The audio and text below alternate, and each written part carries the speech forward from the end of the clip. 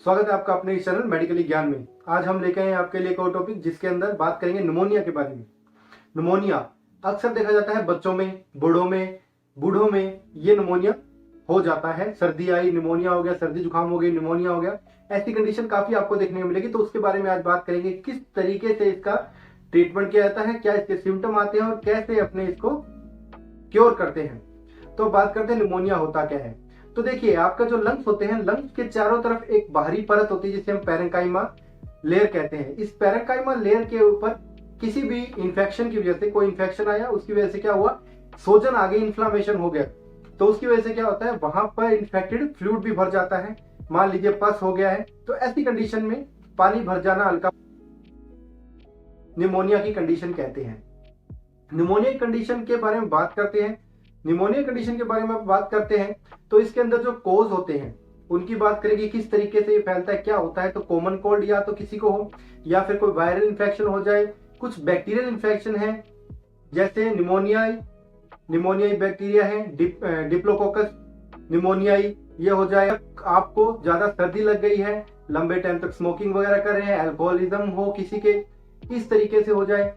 तो पोल्यूशन ज्यादा है कहीं पे, या आपको बार बार कोई चेस्ट का से हो जाए, तो इसमें हम निमोनिया की कंडीशन आने के चांसेस रहते हैं।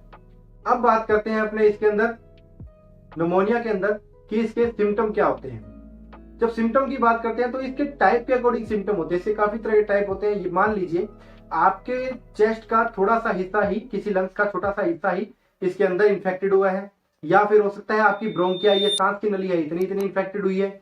या हो सकता है जैसे आपका चेस्ट होते हैं, लंग्स होते हैं, इसमें कैविटियां होती है, 3 भाग हो गए, 4 भाग हो गए, 2 लोब में इंफेक्शन हो जाए तो निमोनिया है। तो ये अलग अलग तरीके से निमोनिया होता है। कितना फैल गया है ये उसके टाइप पर निर्भर करता है। तो इसी तरीके से इसकी बात करेंगे। अब इसके अंदर बात करते हैं कि इसके सिम्टम क्या आते हैं। तो सिम्टम में देखिए, निमोनिया कंडीशन जब भी आती है तो आपको सांस में दिक्कत आ सकती है, चेस्ट में भारीपन लग सकता है, आपको फीवर हो जाएगा, बलगम है आपके इस एरिया में, भारीपन सा आपको चेस्ट में महसूस होगा, आपको वोमिटिंग, नोजिया, इस तरीके सांस लेने में कई बार कम और कई बार ज्यादा प्रॉब्लम आती है। तो इस तरीके से ये सिम्टम आपको दिखाई देते हैं।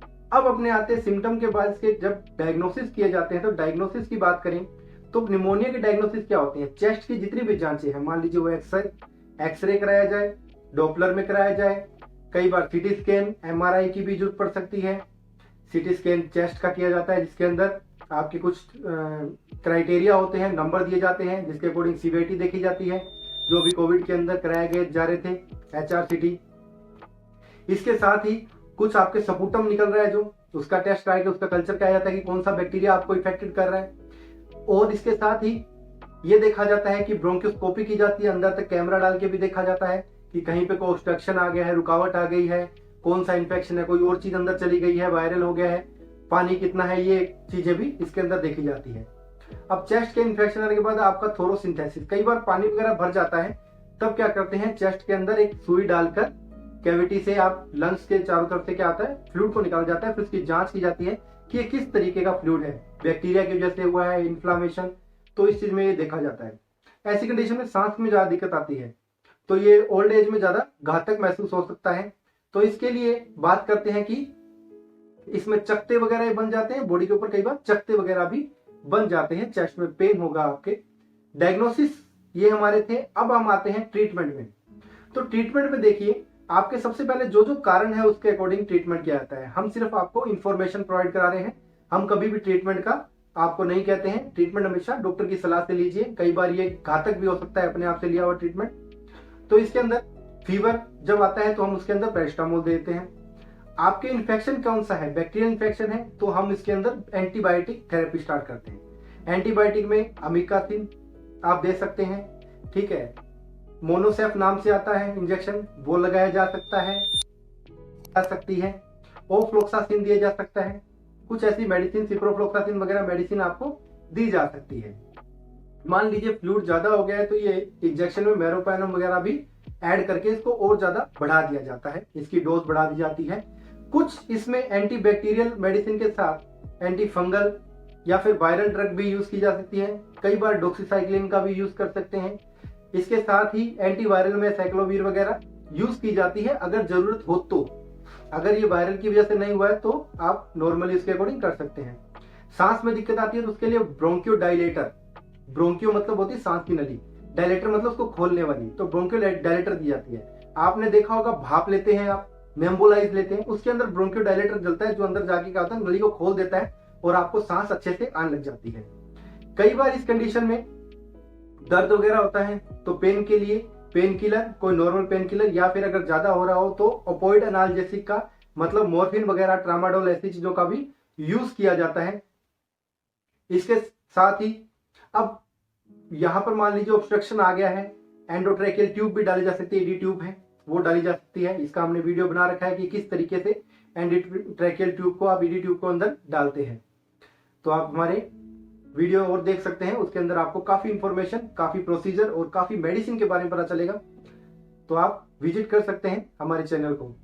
साथ ही अगर अच्छा लगता है तो कमेंट कीजिए, बताइए आपको किसी चीज के बारे में जानना है तो हम आपको बताएंगे। मेल कर सकते हैं, मेल आईडी भी डिस्क्रिप्शन में दी गई है।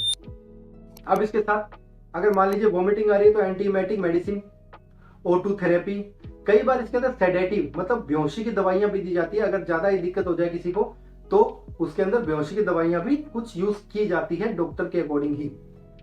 अब ऑक्सीजन थेरेपी, ऑक्सीजन की कमी आए तो मास्क द्वारा ऑक्सीजन, पाइप द्वारा ऑक्सीजन, या फिर इसके अंदर वेंटिलेटर का भी अगर ज्यादा दिक्कत हो तो वेंटिलेटर का भी यूज किया जाता है, वेंटिलेटर भी रखा जा सकता है ऑक्सीजन फुल देनी हो तो।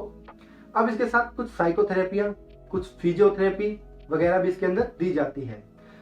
कफ के लिए कफ सिरप वगैरह, स्टेरॉइड थेरेपियां इसके अंदर दी जाती है, जैसे डेक्सोना हो गया, हाइड्रोकोर्टिसोन हो गया, एंटी एलर्जिक दिए जा सकते हैं आपको।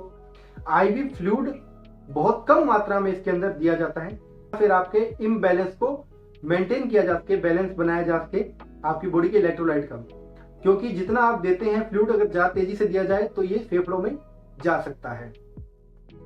तो ये था हमारा निमोनिया पर एक वीडियो। अगर आपको ये अच्छा लगा तो लाइक और सब्सक्राइब कीजिए, जुड़िए हमारे साथ। हम हैं, आप हैं मेडिकल ज्ञान। Thank you very much.